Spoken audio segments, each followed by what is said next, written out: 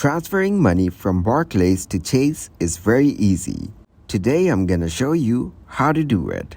So to transfer money from Barclays to Chase, you need to open up the chase.com website.